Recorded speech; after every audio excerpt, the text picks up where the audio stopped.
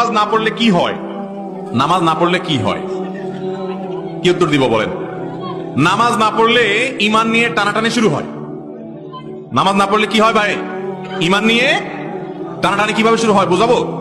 অনেক ইমামদের মতে যে ঠান্ডা মাথায় ইচ্ছাকৃতভাবে মুসলমান হয়েও নামাজ পড়ে না, সে ইসলাম থেকে বের হয়ে যায়, খারিজ হয়ে যায়। অনেক ইমামদের মত এটা।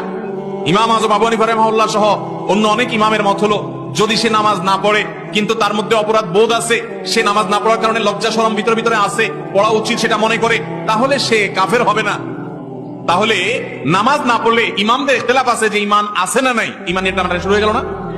তো নামাজ না পড়লে ঈমানের টানাটানি শুরু হয়। কিন্তু আমাদের বাংলাদেশের মানুষের ঈমান এত মজবুত, এত শক্ত, বলে যে নামাজ না পড়লে কি হয়েছে? ঈমান আছে। একে তো চোর, আবার বড় গলা।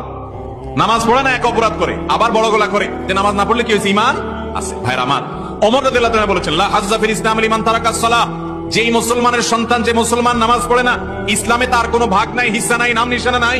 কত বড় কথা!